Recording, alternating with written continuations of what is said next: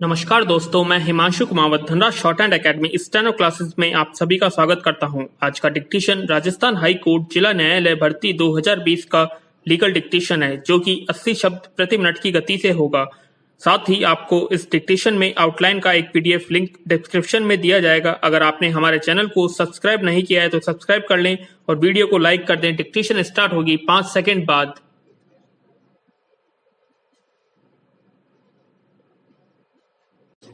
Start. पिछले दिनों पूर्व आर्मी चीफ वी.के. सिंह को सुप्रीम कोर्ट ने अदालत के अवमानना से संबंधित एक मामले में नोटिस जारी किया है। सुप्रीम कोर्ट ने मीडिया रिपोर्ट पर संज्ञान लेते हुए सिंह को नोटिस जारी कर उनसे जवाब दाखिल करने को कहा है।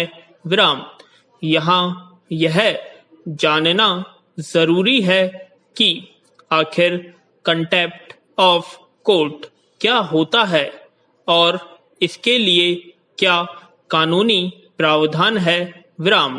कानूनी जानकार बताते हैं कि कंटेम्प्ट ऑफ कोर्ट 2 तरह का होता है, सिविल कंटेम्प्ट और क्रिमिनल कंटेम्प्ट।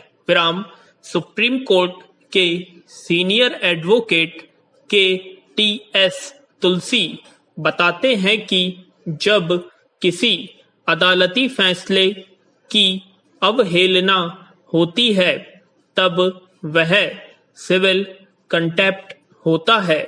जब कोई अदालती आदेश हो या फिर कई जजमेंट हो या कोई डिक्री हो और उस आदेश का तय समय पर पालन न हो, साथ ही अदालत के आदेश की अवहेलना हो रही हो, तो यह मामला सिविल कंटेम्प्ट का बनता है। सिविल कंटेम्प्ट के मामले में जो पीड़ित पक्ष है वह अदालत को इस बारे में सूचित करता है और फिर अदालत उस शख्स को नोटिस जारी करती है जिस पर अदालत के आदेश का पालन करने का दायित्व होता है।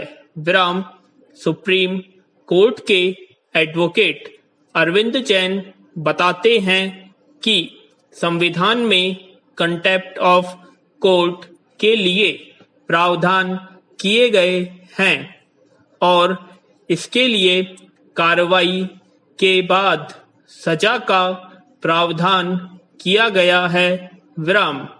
सिविल कंटेम्प्ट में पीड़ित पक्ष अदालत को बताती है कि कैसे अदालत के आदेश की अवहेलना हो रही है और तब अदालत उस शख्स को नोटिस जारी कर पूछती है कि अदालती आदेश का पालन न करने के मामले में क्यों न उनके खिलाफ अवमानना की कार्यवाही की जाए।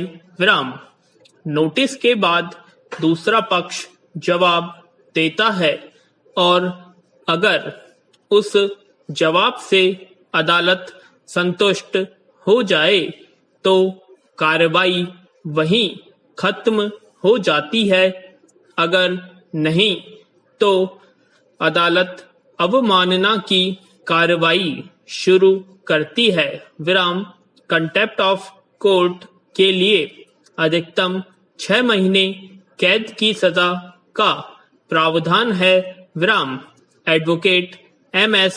खान बताते हैं कि अगर कोई शख्स अदालत के अधिकार क्षेत्र को चुनौती देता है या उसकी प्रतिष्ठा को धूमिल करने की कोशिश करता है या उसके मान सम्मान को नीचा दिखाने की कोशिश करता है या अदालती कार्रवाई में दखल देता है या खलल डालता है तो यह क्रिमिनल कंटेम्प्ट ऑफ कोर्ट है।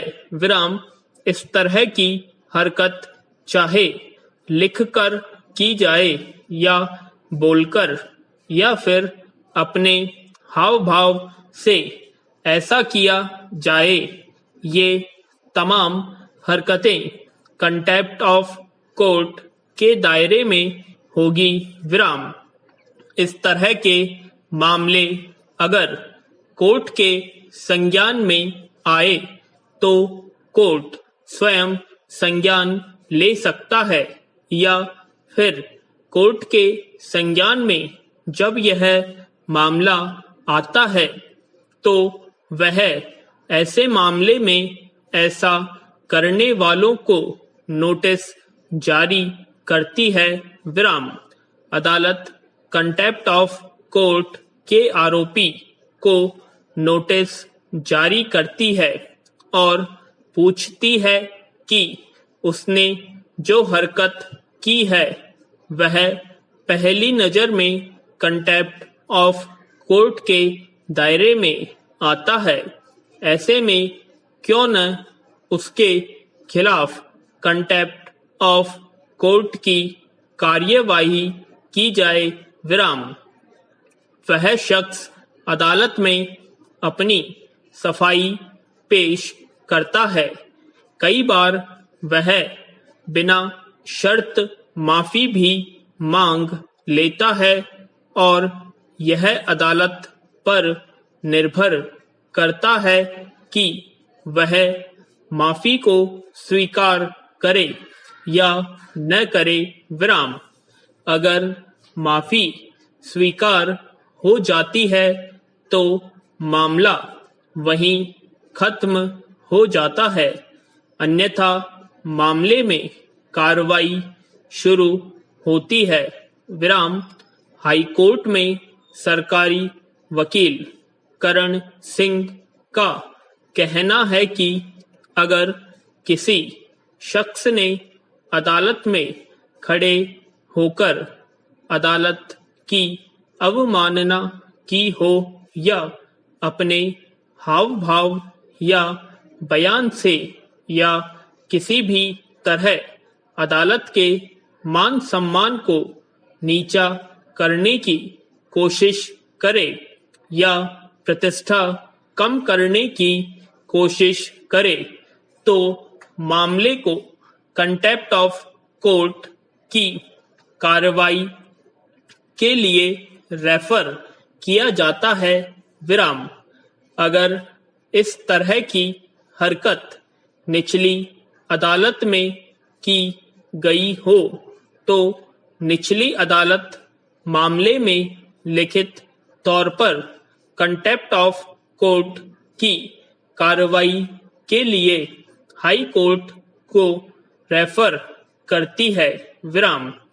अगर अदालत के मान सम्मान या प्रतिष्ठा धूमिल करने के लिए या फिर स्कैंडलाइजेशन के लिए हरकत की गई हो और इस बारे में कोई थर्ड पार्टी को पता चले तो वह इस बात को अदालत के सामने ला सकता है। विराम। कंटेम्प्ट ऑफ कोर्ट की धारा 15 के तहत ऐसे मामले में पहले एडवोकेट जनरल को रेफर करना होता है और उनकी अनुशंसा के बाद मामले को अदालत के सामने लाया जाता है।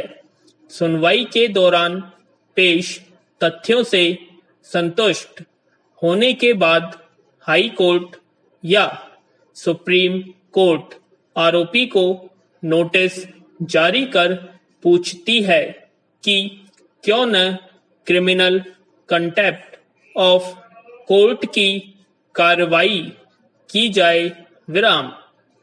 मामले की सुनवाई के बाद अगर कोई शख्स कंटेम्प्ट ऑफ कोर्ट के लिए दोषी पाया जाता है तो उसे अधिकतम 6 महीने की कैद की सजा या फिर 2,000 रुपए तक जुर्माना या फिर दोनों का प्रावधान है। विराम।